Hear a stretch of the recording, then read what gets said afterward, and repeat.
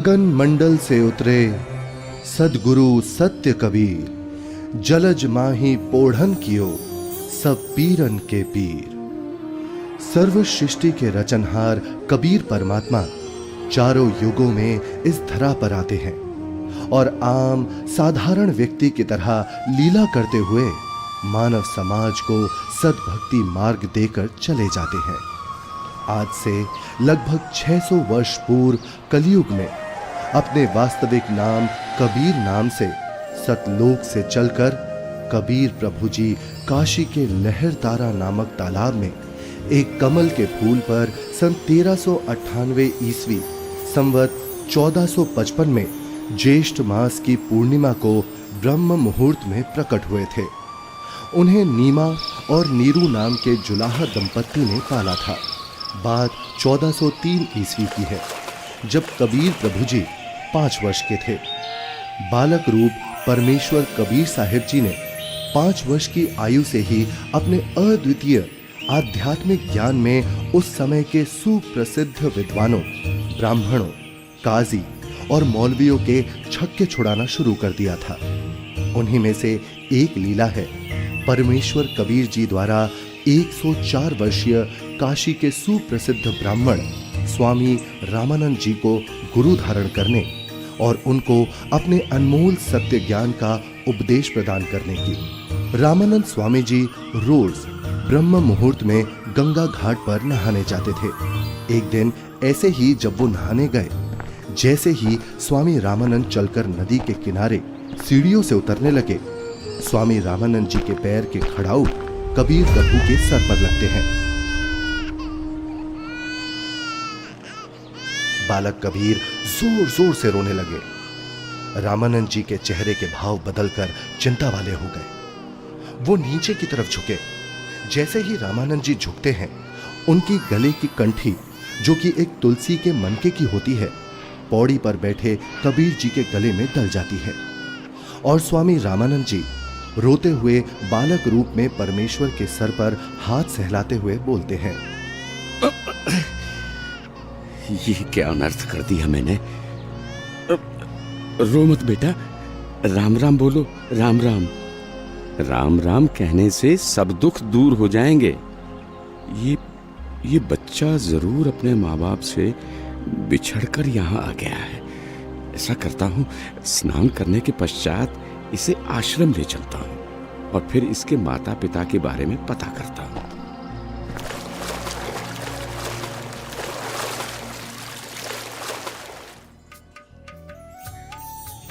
स्वामी रामानंद जी वैष्णव धर्म का प्रचार प्रसार भी खूब किया करते थे, जिसके लिए उन्होंने 1400 ऋषि शिष्य भी प्रचारक रूप में बना रखे थे। स्वामी जी के उन्हीं शिष्यों में से एक थे ऋषि विवेकानंद जी, जो कि बहुत ही अच्छे प्रवचनकर्ता रूप में प्रसिद्ध थे, जिनको स्वामी जी द्वारा काशी शहर के एक क्षेत्र का उपदेशक भी नियुक्त किया हुआ था। प्रतिदिन की तरह ही एक दिन जब ऋषि विवेकानंद जी शाम के समय विष्णु पुराण से कथा सुना रहे थे। श्री हरि विष्णु जी ही सभी के रक्षक व पूर्ण परमात्मा है। उन्होंने ही राम जी और कृष्ण जी के रूप में जन्म लिया है। वास्तव में भगवान विष्णु ही अजन्मे हैं, अविनाशी हैं। श्री हरि विष्णु भगवान की जय। श्री हरि विष्णु भगवान की जय। श्री हरि विष्णु भगवान की जय। वेद पढ़े पर भेद न जाने, बाँचे पुराण 18। पत्थर की पूजा करे, भूले सृजनहारा।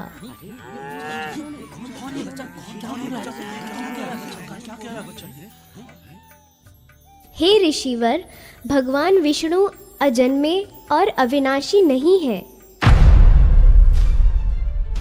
अब इसमें देखिएगा ब्रह्मा विष्णु महेश की क्या स्थिति है।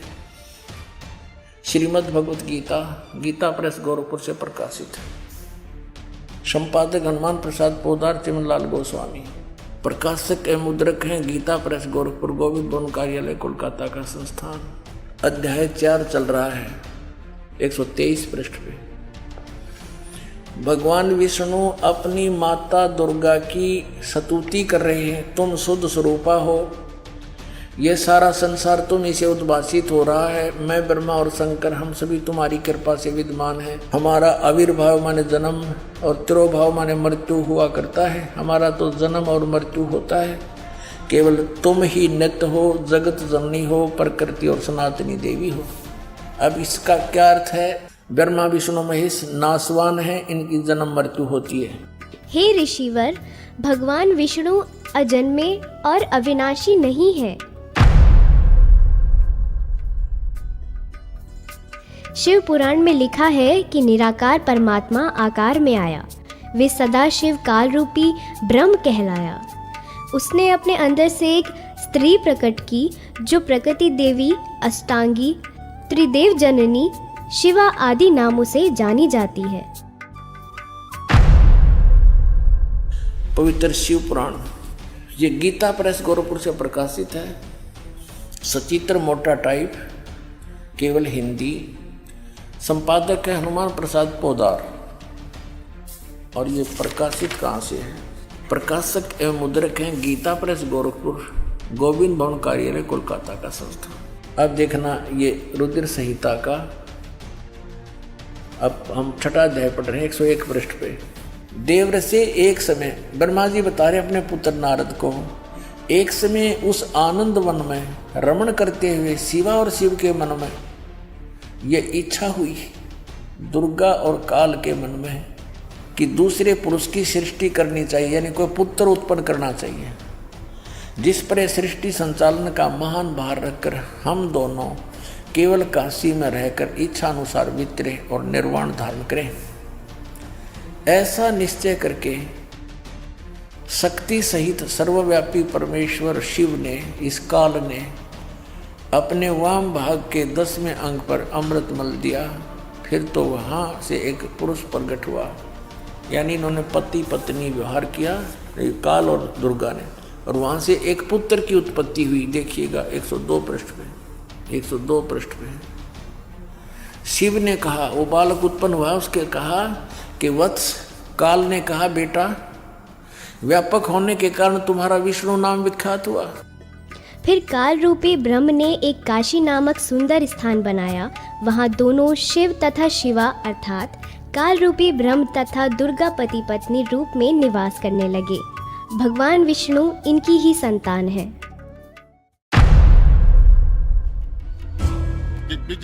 ये सब झूठ बोल रहा है, और ये सब छोड़, तू ये बता तू कौन है, किस जाति का है, गुरु कौन है तेरा? ये तो जुलाहा है, नीमा नीरू का पुत्र है। हे ब्राह्मण, मेरे गुरु भी वही है जो आपके गुरु हैं। अच्छा, तुझे पता भी है मेरे गुरुदेव कौन है? मेरे गुरुदेव स्वामी श्री श्री 1008 स्वामी रामानंद जी महाराज हैं। जी पंडित जी, मेरे गुरुजी भी स्वामी रामानंद जी ही हैं। झूठ, सरासर झूठ।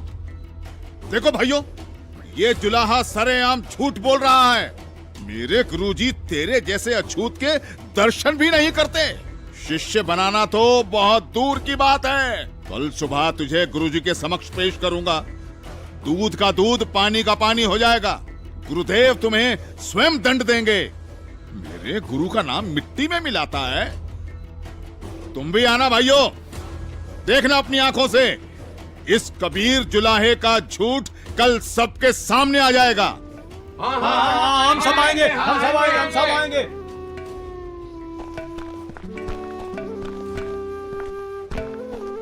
अरे पंडित जी, कम से कम मेरे सवाल का उत्तर तो देते जाइए। विवेकानंद सीधा रामानंद जी के पास पहुंचा और उन्हें सारी बात बताई। रामानंद जी भी गुस्सा हो गए कि आखिर कैसे एक जुलाहा खुद को मेरा शिष्य बता सकता है।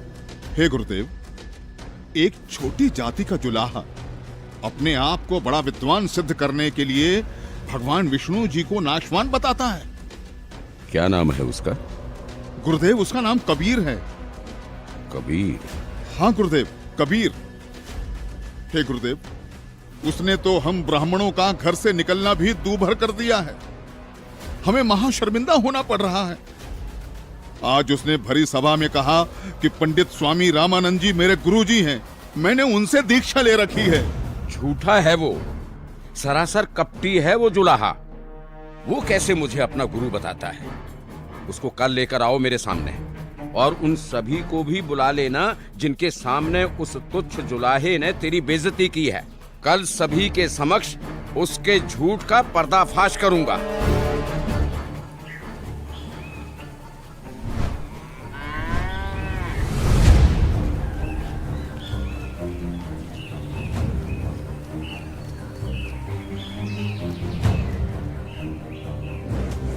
नीरू जुलाहे का घर कहाँ है?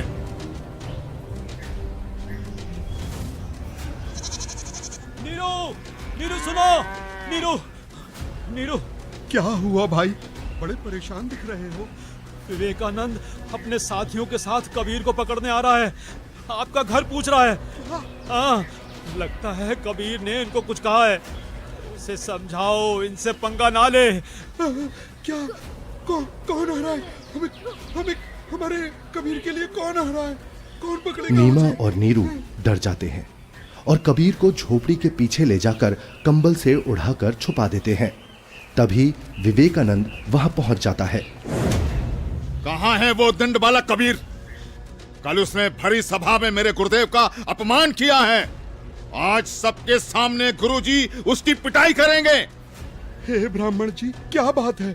इतना क्रोधित मत होइए। हमारा कबीर किसी का अपमान कर ही नहीं सकता। न जाने क्यों आप हमारे कबीर के पीछे पड़े हैं। मेरा कबीर यहाँ नहीं है। अच्छा, अभी पता चल जाएगा। तोड़ डालो इसकी झोपड़ी को और ढूंढ कर निकालो उस अधर्मी कबीर को। रुक जाइए, हम हाथ जोड़ते हैं। हमारे कबीर ने कुछ नहीं। घर में घुसकर विवेकानंद और उसके शिष्य तोड़ फोड़ करने लगते हैं तो कबीर प्रभु जी से नहीं रहा जाता। वो सामने आ जाते हैं। मत छोड़ो यहाँ, सब कुछ तोड़ फोड़ दो सब कुछ। ये विवेकानंद ब्राह्मण, मैं यहाँ हूँ झोपड़ी के पीछे। झोपड़ी के पीछे पकड़ो उसे। पकड़ो। विवेकानंद उन्हें बंदी बना लेता है। फिर जब नीमा और नीरू कबीर प्रभु को बचाने की कोशिश करते हैं तो विवेकानंद उन्हें धक्का मारता है और हिंसा करते हुए कबीर प्रभु को रामानंद जी के पास ले जाता है। विवेकानंद और साथ आए शिष्य बालक को छुड़ाने के लिए बीच में आए नीरू और नीमा के ऊपर भी हाथ उठाते हैं।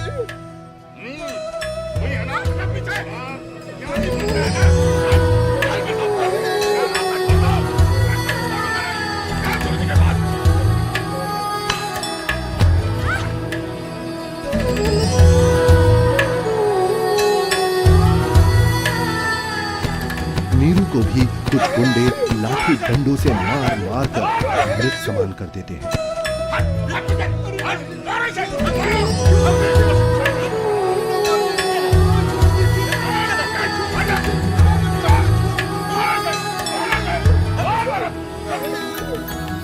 साच कहूँ जग मार ही, या झूठ कही ना जाई हो।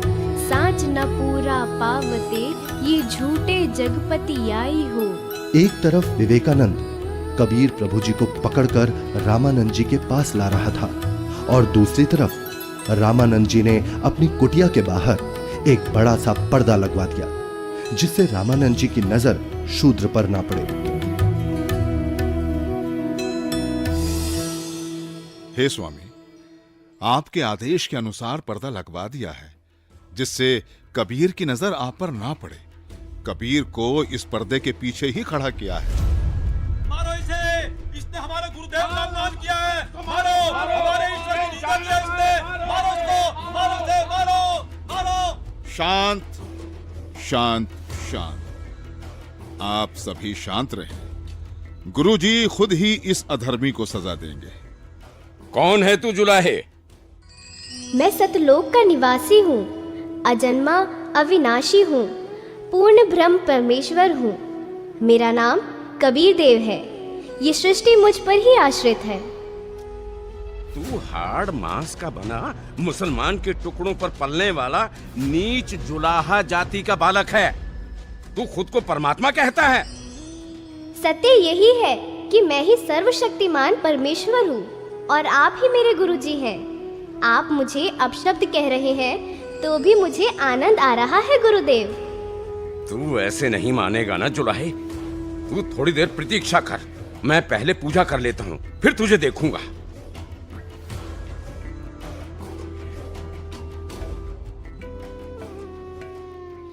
कहीं ये बालक सच में तो भगवान नहीं है, क्योंकि भगवान तो किसी भी रूप में कहीं भी आ सकते हैं। कहीं मुझसे कोई गलती ना हो जाए। अपनी पूजा साधना के बाद सोच समझ के बात करूंगा। 104 वर्ष के रामानंद, जो कि सालों से ध्यान कर रहे थे, वो ध्यान करते हुए ही ध्यान में ही भगवान की काल्पनिक छवि बनाते और उनकी पूजा करते। लेकिन उस दिन ध्यान में कुछ अलग हुआ। स्वामी जी कल्पना में खड़े होते हैं और श्रद्धा से नंगे पैरों जाकर गंगा से जल लेकर आए और ठाकुर जी के वस्त्र उतारे, फिर स्नान करवाया तथा नए वस्त्र पहना दिए, तिलक लगाया और भगवान के सर पर मुकुट रख दिया। तब पास में रखी कंठी पर ध्यान गया और कल्पना में ही बोले, हे भगवान, आज तो कंठी डालना ही भूल गया। फिर कंठी उठाकर मुकुट के ऊपर से डालने लगे, लेकिन माला मुकुट में फंस गई। अब स्वामी जी चिंतित हो गए और कल्पना में ही सोच रहे हैं, हे भगवान, आज ये आपके दास के साथ क्या बनी? यदि कंठी नहीं डाली तो पूजा अधूरी रह जाएगी, और अब यदि मुकुट उतार दिया तो पूजा खंडित हो जाएगी। आज से पहले ऐसी गलती कभी नहीं बनी थी। हे प्रभु, आज क्या गलती बन गई मुझ पापी से? आज का तो मेरा सारा दिन ही व्यर्थ गया। जब स्वामी जी मन ही मन में व्याकुल हो रहे थे और अपने आप को कोस रहे थे, तब परमेश्वर कबीर साहिब जी पर्दे के पीछे से बोले, हे स्वामी जी, चिंता मत कीजिए, इस माला की गांठ खोल दीजिए और फिर ठाकुर जी के गले में डालकर इस माला को बांध दीजिए, फिर आपको मुकुट उतारना नहीं पड़ेगा। स्वामी रामानंद जी ने जब कबीर साहिब जी की पर्दे के पीछे से आवाज सुनी तो उन्हें एकदम झटका सा लगा। वो एकदम आंखें खोलकर चौंक जाते हैं और मन ही मन विचार करते हैं कि हे भगवान, ये क्या? यहाँ ना तो कोई मूर्ति है और ना कोई माला। मैं तो काल्पनिक पूजा कर रहा था और मेरे मन में चल रही इस काल्पनिक क्रिया को इस बालक ने कैसे जान लिया? ये कोई साधारण बालक नहीं हो सकता। मेरे इस भजन क्रिया को तो केवल भगवान ही जान सकता है। ये तो साक्षात भगवान है। आपने तो मेरे मन की बात बता दी। आप तो स्वयं भगवान आए हो।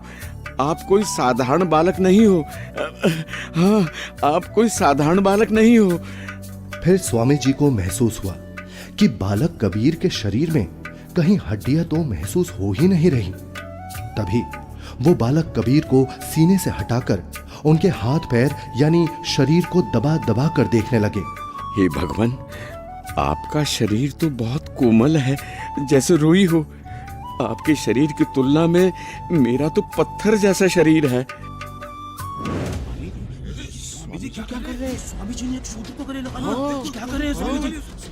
लगता है कि बुढ़ापे में गुरुजी का दिमाग हिल गया है, जो शूद्र को गले से लगा लिया। हे भगवान, अगर आपकी आज्ञा हो तो मेरी कुछ शंका है। कैसी शंका गुरुदेव? हे भगवान, एक बात समझ नहीं आई। आपने झूठ क्यों बोला? कैसा झूठ स्वामी जी? आप कह रहे थे कि आपने मुझसे उपदेश ले रखा है, लेकिन मैंने तो आपको कभी नाम दीक्षा नहीं दी।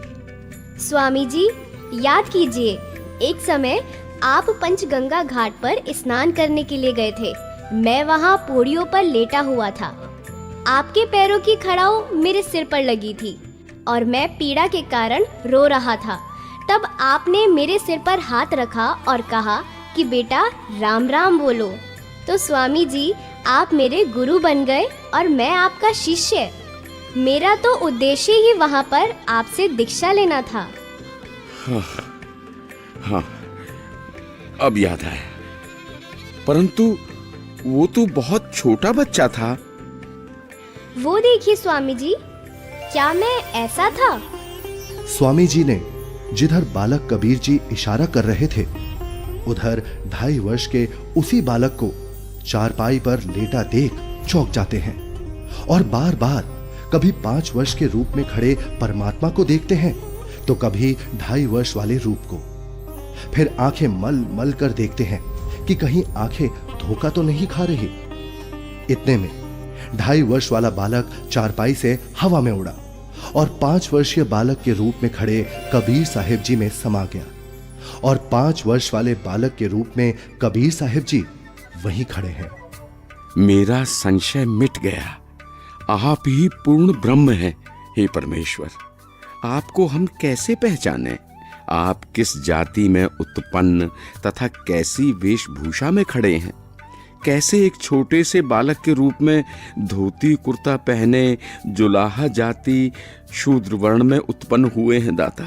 हे मालिक, हम तुच्छ बुद्धि जीव आपको कैसे पहचाने? अपने इस अनजान बालक की गलती क्षमा करना प्रभु। ऐसा मत कहिए स्वामी जी, आप मेरे गुरुदेव हैं और मैं आपका शिष्य। नहीं भगवान, मैंने आपको पहचान लिया है। भगवान, आपके बच्चे की कुछ और शंकाएं हैं जिनका निवारण चाहता हूँ, यदि आपकी आज्ञा हो तो। हाँ स्वामी जी, बोलो, आपकी क्या शंकाएं हैं? हे कबीर देव, मैं अपने शिष्यों को राम नाम जाप करने को नहीं देता। यदि आपने मुझसे दीक्षा ली है तो आप मुझे वो मंत्र बताइए जो मैं अपने शिष्यों को देता हूँ। स्वामी जी, आप ओम नाम जाप करने को देते हो। आपने जो मंत्र बताया ये तो सही है, लेकिन एक शंका और है, कृपया उसका भी समाधान कीजिए।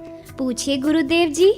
मैं जिसे शिष्य बनाता हूँ उसे एक चिन्ह देता हूँ, वो आपके पास नहीं है। हे गुरुदेव, आप एक तुलसी की कंठी माला देते हो गले में पहनने के लिए। ये देखो गुरुदेव, उस दिन पंचगंगा घाट पर आपने ही तो अपने गले से निकालकर ये कंठी मेरे गले में पहनाई थी। ये सारी लीलाएं देखकर वह बालक रूप में खड़े कबीर परमात्मा की बातें सुनकर स्वामी रामानंद जी समझ गए कि ये कोई साधारण बालक नहीं है। उसके बाद कबीर परमात्मा ने स्वामी रामानंद जी को अपने उसी 5 वर्ष के बालक के रूप में अपने साथ यमलोक, स्वर्गलोक, विष्णुलोक, शिवलोक और फिर अंत में सतलोक में ले जाते हैं। ये सतलोक है। सतलोक में नूरी आत्माएं घूमती हुई, सफेद वृक्ष, सफेद फल, फूल, महल, दूधों की नदियां दिखती हैं, हीरे मोतियों के चमकीले पहाड़, सफेद वस्त्रों में मोतियों की माला पहने आत्माएं सतलोक में घूमती हुई। फिर वो दोनों एक बड़े से गुंबद नुमा महल के अंदर सतलोक में भगवान के पास पहुंच जाते हैं। सतलोक में पूर्ण परमात्मा कबीर जी एक गुंबद में एक ऊंचे सिंहासन पर विराजमान दिखते हैं। दोनों उस सिंहासन पर बैठे परमात्मा को प्रणाम करते हैं। अब बालक रूपधारी कबीर देव उस सिंहासन के पास जाते हैं और सिंहासन पर बैठे अपने अन्य रूप पर चवर करते हैं। ऐसा देखकर रामानंद जी सोचते हैं, इसका मतलब कबीर देव जी इस सिंहासन पर बैठे सच्चे परमात्मा के सेवक हैं। तभी सिंहासन पर विराजमान तेजोमय परमात्मा सिंहासन से उठकर खड़े हो गए और कबीर देव जी के सामने हाथ जोड़कर कबीर देव जी को बैठने का आग्रह करने लगे। बालक रूप में कबीर परमात्मा सिंहासन पर बैठ गए और पहले सिंहासन पर बैठे परमात्मा बालक कबीर को चवर करने लगे। रामानंद जी प्रभु के सामने हाथ जोड़कर खड़े रहे। तभी फिर तेजोमय परमात्मा एक प्रकाश पुंज में बदल गया और फिर वो उस बालक कबीर जी के शरीर में समा गया। अब बालक कबीर जी का शरीर भी उतना ही तेजोमय हो गया जितना कि पहले सिंहासन पर बैठे परमात्मा का था।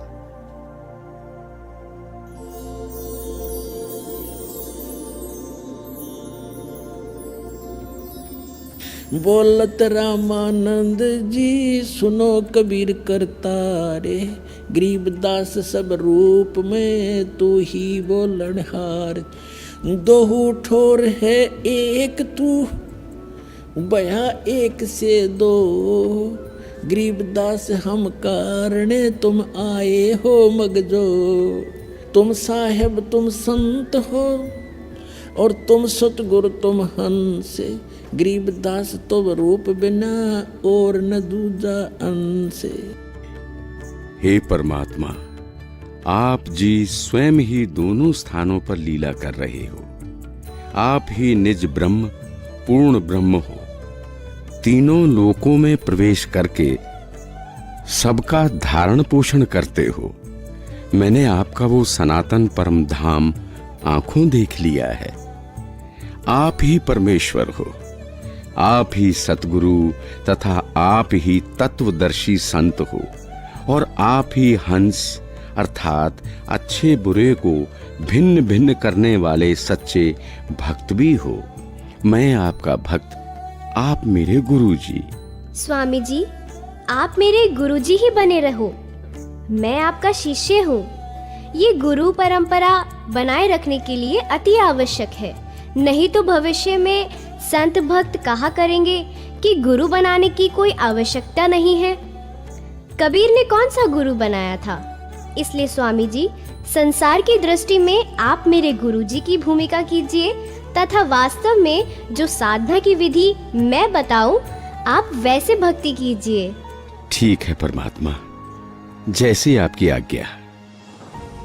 इस प्रकार परमेश्वर कबीर जी ने 5 वर्ष की आयु में ही 104 वर्ष के ब्राह्मण को तत्व ज्ञान से परिचित कराया।